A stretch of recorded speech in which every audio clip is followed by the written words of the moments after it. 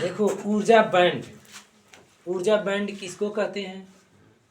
जैसे मान लो कि परमाणु कोई भी ठोस पदार्थ है या कोई भी पदार्थ परमाणुओं से मिलकर ही बने हैं, और किसी परमाणु के नाभिक में धनावेश और उस परमाणु के नाभिक के बाहर इलेक्ट्रॉन हमेशा चक्कर लगाते रहते हैं। तो जो इलेक्ट्रॉन हमेशा चक्कर लगाते रहते हैं वो अपनी निश्चित कक्षा में होते हैं, स्थिर कक्षा में होते हैं, उस कक्षा से बाहर नहीं जा पाते। ठीक। और जो सबसे बाहरी कक्षा के इलेक्ट्रॉन होते हैं वे संयोजी इलेक्ट्रॉन होते हैं। ठीक। अगर वह ऊर्जा पा गए तो वह अपनी कक्षा को छोड़ करके बाहर जा सकते हैं। तो संयोजी इलेक्ट्रॉन के जब ऊर्जा पा करके बाहर निकले तो वो मुक्त इलेक्ट्रॉन हो गया। अब मुक्त इलेक्ट्रॉनों के कारण ही विद्युत का चालन होता है। मुक्त इलेक्ट्रॉन नहीं रहेंगे तो विद्युत का चालन नहीं होगा। यही है ना। तो ये बताओ कि अगर इसी तरह से कोई परमाणु है तो उस परमाणु के सबसे बाहरी कोष पर उसके नाभिक का प्रभाव पड़ेगा, नाभिकीय आकर्षण बल लगा होगा ना। और सबसे बाहर होने के कारण उसके नाभिक का उस पर आकर्षण बल बहुत कम लगेगा, इसलिए वह ऊर्जा पाकर के आसानी से उससे मुक्त हो जाता है, तब मुक्त इलेक्ट्रॉन कहलाता है। अगर अधिक आकर्षण बल के कारण वो बंधा रहता तो ऊर्जा पाकर के वह मुक्त होता नहीं होता। ठीक है। इसलिए वो नाभिक से दूर होने के कारण वह आसानी से अपनी कक्षा छोड़ देता है। तो ऐसा नहीं है कि मतलब इसी नाभिक का प्रभाव उस पर पड़ रहा है। ठोस में सभी पूरे पदार्थ के परमाणु एक दूसरे के अति निकट होते हैं, बहुत निकट होते हैं, बहुत पास पास होते हैं, इसलिए दूसरे परमाणु के नाभिक का भी प्रभाव उस पर पड़ता है। तो बात समझ में आया। तो हम ऊर्जा बैंड को किसी एक परमाणु के लिए नहीं हम ज्ञात कर सकते हैं, जान सकते हैं। इसके लिए हम पूरे परमाणु समूह के बारे में हम गणना करेंगे। ठीक है। क्योंकि ये एक दूसरे पर परस्पर क्रिया कर रहे हैं परमाणु अति निकट होने के कारण। ठीक। इसको अन्योन्य क्रिया कहा जा सकता है। जैसे नाभिक है, जिस परमाणु का वो इलेक्ट्रॉन है उसके नाभिक का आकर्षण बल तो उस पर लगा ही है, उसके निकटवर्ती कोई परमाणु है तो उसके भी नाभिक का आकर्षण बल उस पर लगा है ना। है। अब उसके चारों तरफ कुछ ऐसी स्पेस होगी, उसके पास जगह होगी कि वह जब इलेक्ट्रॉन उत्सर्जित होगा तो उस जगह में चला जाएगा। ठीक है ना। तो वह खाली जगह होगी जहां वो इलेक्ट्रॉन जाएगा। तो अगर 100 परमाणु होंगे तो 100 परमाणुओं में वह जगह खाली होगी ना। हैं? अगर 100 परमाणु होंगे तो उतनी जगह या 100 परमाणुओं की खाली होगी ना। तो उसको अगर हम एक बैंड मान लें, ऊर्जा स्तर मान लें, तो वह रिक्त बैंड कहलाएगा। जो खाली है वो रिक्त बैंड। ठीक। क्योंकि एक परमाणु के लिए तो कह नहीं सकते, एक परमाणु के लिए रहेगा तो खाली जैसे कक्षा हो सकती है या खाली कक्षक हो सकता है। 100 परमाणुओं के लिए लोगे तो क्या होगा? रिक्त बैंड हो जाएगा। तो जब हम उस परमाणु को ऊर्जा देते हैं, जैसे मान लो कि लिथियम है, लिथियम के बाहरी कक्षा में कितना इलेक्ट्रॉन होता है? एक। यह के कोष है और ये यल कोष है। तो अगर हम 100 परमाणु अगर मान लें लिथियम के लिए, तो लिथियम के 100 परमाणुओं में जो के कोष में इलेक्ट्रॉन है वो 200 इलेक्ट्रॉन होंगे। क्योंकि इसके यस कोष में 2 इलेक्ट्रॉन आएंगे और के कोष के जो इसके यस कोष में 1 इलेक्ट्रॉन है। तो इसमें 200 इलेक्ट्रॉन हो गए अगर 200 परमाणु है तो। एग्जाम्पल है कि नहीं। तो इसमें 200 इलेक्ट्रॉन हो गए अगर 100 परमाणु है। तो अगर 100 परमाणु है तो बताओ कि यस कोष में 2 इलेक्ट्रॉन की जगह होती है कि नहीं? यस कोष में जब 2 इलेक्ट्रॉन की जगह होती है तो इसमें 200 इलेक्ट्रॉन आ सकता है, उसमें 200 इलेक्ट्रॉन आ सकता है। बात समझ में आ रही है। तो जब उसमें 200 इलेक्ट्रॉन आ सकता है और इसमें एक परमाणु में उस एक उपकोष में केवल एक के इलेक्ट्रॉन है, तो 200 परमाणु रहेंगे तो 100 इलेक्ट्रॉन रहेंगे। जगह है 200 की, है खाली 100 इलेक्ट्रॉन, तो आधा भरा हुआ है ना, आधा खाली है ना, तो इसको अर्धभरित ऊर्जा बैंड कहा जाएगा। ठीक है ना? क्या कहा जाएगा? अर्धभरित ऊर्जा बैंड। बात समझ में आ रही है? अब बताओ उन 100 परमाणु में से मान लो कौन जो खाली जो स्पेस रहेगा, जैसे मान लो कि इसका आधा भरा है आधा खाली है,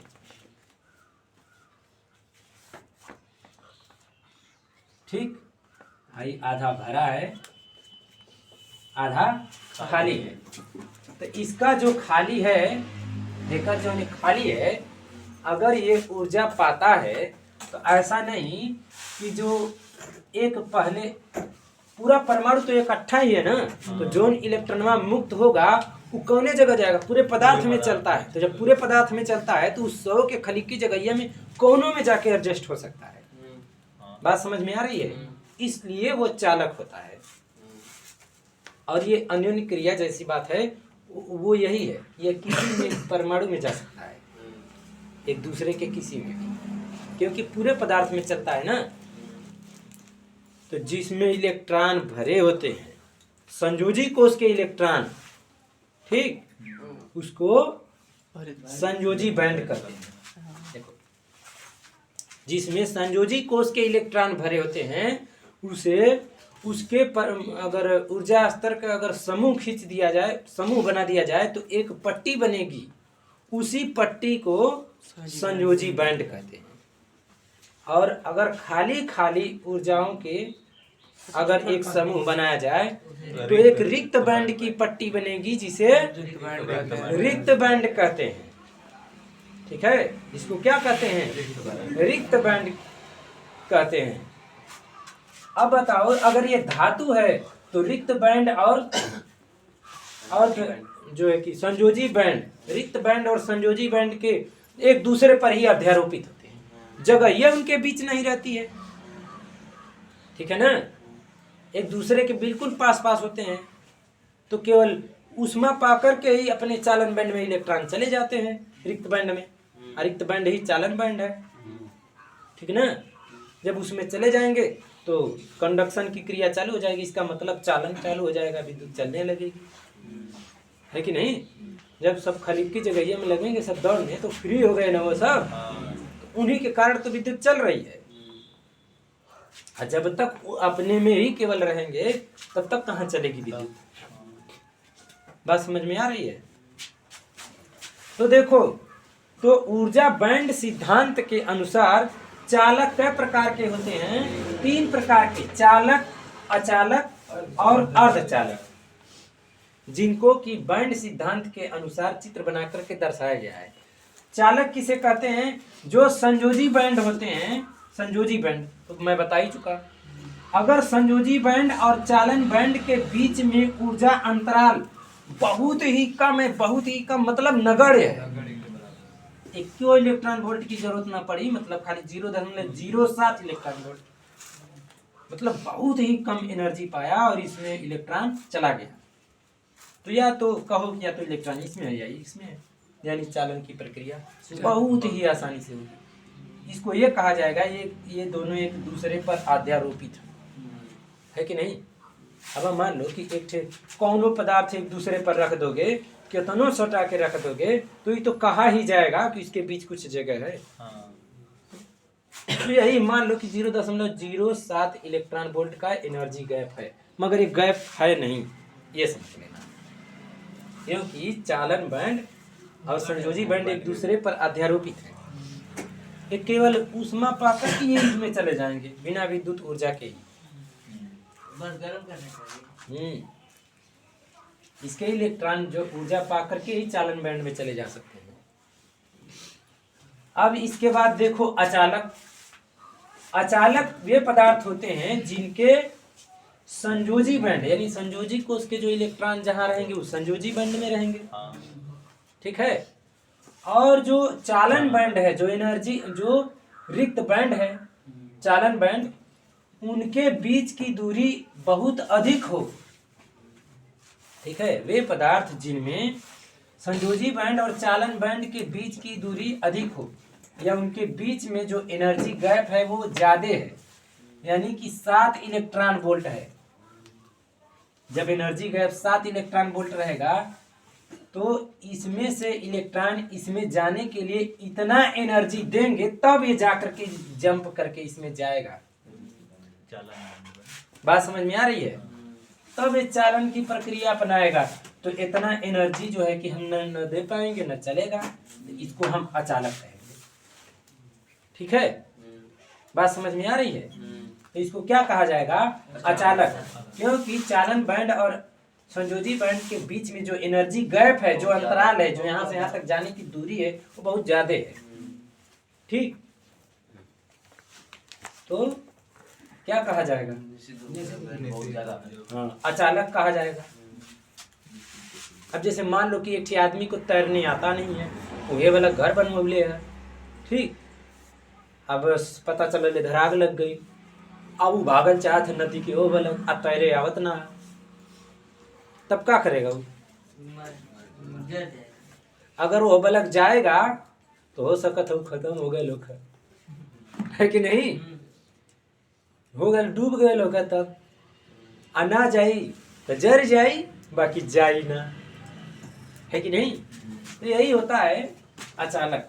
कितने जब एनर्जी बढ़ाओगे, जब इलेक्ट्रॉन इससे इसमें जाने वाला होगा, तो हो सकता है कि उतनी ऊर्जा पे नष्ट हो जाए। अचालकन कहा जाएगा। या तो ये जाएगा ही नहीं, पर यही करोगे तो ज्यादा एनर्जी दोगे तो ये पदार्थ भी नष्ट हो सकता है, मगर जाई ना, तो अचालकन रहा। अगर पहुंचल वहां तब वो खत्म है। ज्यादा एनर्जी हो सकता है वो पदार्थ ना बचे तब, है कि नहीं? बात समझ में आ रही है? अब लकड़ी में विद्युत का चालन नहीं हुआ, खूब ज्यादा एनर्जी दे दिए, तनी ज्यादा एनर्जी दे दिए, विद्युत चलबे करे जबरदस्ती, तो जर ना जाई। अब देखो, चालक हो गया, अचालक हो गया, अर्धचालक है। तो अर्धचालक में जो चालन बैंड होता है और संयोजी बैंड होता है। संयोजी बैंड जान रहे हो, चालन बैंड जान रहे हो। तो चालन बैंड और संयोजी बैंड के बीच में जो एनर्जी गैप होता है वह बहुत कम होता है। ऐसा नहीं कि नहीं होता है, होता है मगर कम होता है। कम ऊर्जा देने पर तब वो चालन की प्रक्रिया अपनाएगा।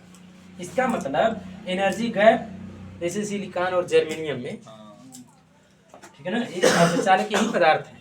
तो मान लो कि सिलिकॉन है, इसमें जो है कि 1.12 इलेक्ट्रॉन वोल्ट, ठीक है, इतनी ऊर्जा अगर हम इसमें दे दें तो इसके संयोजी कोष के जो इलेक्ट्रॉन हैं वो चालन बैंड में चले जाएंगे, तो चालन की प्रक्रिया शुरू हो जाएगी। इससे कम रहेगा तो वह चालन की प्रक्रिया उसमें नहीं होगी, अर्थात विद्युत नहीं चलेगी। तो अर्धचालक हुआ ना, यानी विद्युत चल रही है इसमें भी, मगर इसकी अपेक्षा कम, इससे ज्यादा। तो ये चालक और अर्धचालक के, चालक अचालक के बीच की श्रेणी हो गया ना अर्धचालक। हुआ कि नहीं? तो ये बताओ, इसमें किसी को कुछ समझने में कोई दिक्कत नहीं। अब जो है कि इसमें किसी कोई प्रॉब्लम नहीं होगी। अगर आ जाएगा एग्जाम में तो बढ़िया से लिख सकते हो ना, हैं?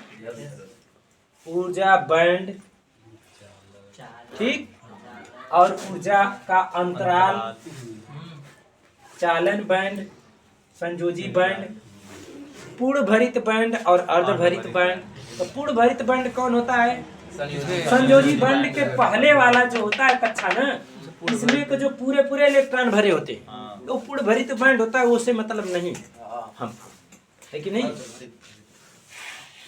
बात समझ में आ रही है? हमको उससे क्या मतलब, ठीक है? और किसी को कुछ पूछना है?